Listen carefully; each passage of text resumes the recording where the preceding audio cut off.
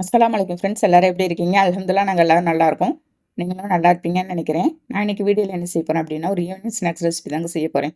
Tea போடுற ஒரு 10 நிமிஷத்துல நம்ம இதை வந்து டீ போட்டுக்கிட்டு அப்படியே செஞ்சிடலாங்க. இப்போ வாங்க அதை எப்படி செய்யலாம்னு பார்க்கலாம். வீடியோக்குள்ளே போகிறதுக்கு முன்னாடி அப்படியே நம்ம சேனல் மும்தாஜ் கிச்சனை சப்ஸ்கிரைப் பண்ணிவிட்டு அப்படியே பக்கத்துல இருக்க பெல் ஐக்கானே கிளிக் பண்ணிவிடுங்க. அப்போ தான் நான் போடுற உடனே வருங்க. ஃபஸ்ட்டு இப்போ ஒரு மிக்சிங் பவுலில் 1 கப்பு நான் வந்து கோதுமை மாவு சேர்த்துட்றேங்க.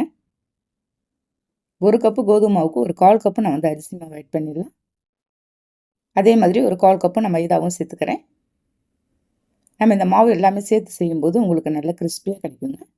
1 கப்பு நீட்டாக ஸ்லைஸ் பண்ணி வச்சுட்டு வெங்காயத்தை நான் சேர்த்துட்டு ஒரு 2 பச்சை மிளகாய் நறுக்கி போட்டுடலாம். பாருங்கள், கொஞ்சமாக கருவேப்பிலையை உருவி போட்டுடுறேன். கருவேப்பிலையும் மல்லி இலையும் போட்டுடலாங்க. 1 ஸ்பூன் நான் வந்து தூள் ஆட் பண்ணிடுறேன். அதுக்கு தேவையான சால்ட் போட்டு எல்லாத்தையும் இப்போ நல்லா மிக்ஸ் பண்ணி நம்ம எடுத்துடலாம். ஒரு ஈவினிங் டைம்லேயே நினச்ச உடனே பட்டுன்னு செஞ்சிடலாங்க. ஒரு 10 நிமிஷத்தில் சிம்பிளாக செய்யக்கூடிய ஒரு பாருங்கள், கொஞ்சம் கொஞ்சமாக தண்ணி ஊற்றி மாவு ஒரு சரியான கன்சிஸ்டன்சிக்கு நான் வந்து பிணைஞ்சு எடுத்துகிட்டு போகிறேங்க. பாருங்கள், தண்ணி அதிகம் காட்டாத நம்ம ஒரு சரியான கன்சிஸ்டன்சிக்கு மாவு வந்து நான் வந்து மிக்ஸ் பண்ணி எடுத்துட்டேன். பாருங்கள், இந்த அளவுக்கு இருக்கணும். நெக்ஸ்ட்டு வந்து ஒரு வானல் வச்சுருக்கேங்க. எண்ணெய் ஊற்றி நல்லா எண்ணெய் ஹீட் ஆனதும் நம்ம ரெடி பண்ணி வச்சுருந்த பேட்டர் கொஞ்சம் கொஞ்சமாக எடுத்து நான் அதில் வந்து ஆட் பண்ணிடுறேங்க. நம்ம ஹை ஃப்ளேமில் வச்சு எல்லாத்தையும் பொரிச்சு எடுத்துடலாம். நம்ம எல்லா மாவும் சேர்த்து செஞ்சுருக்கிறதுனால உங்களுக்கு எண்ணெயிலையும் கொஞ்சம் கூட ஒட்டாதுங்க. அவ்வளோ ஒரு கிறிஸ்பியாக நல்ல செம்ம சூப்பரான டேஸ்ட் இருந்துச்சு. பாருங்கள், ஒரு மீடியம் ஃப்ளேமில் வச்சு எல்லாத்தையும் நான் பொரிச்சு எடுத்துட்டேங்க.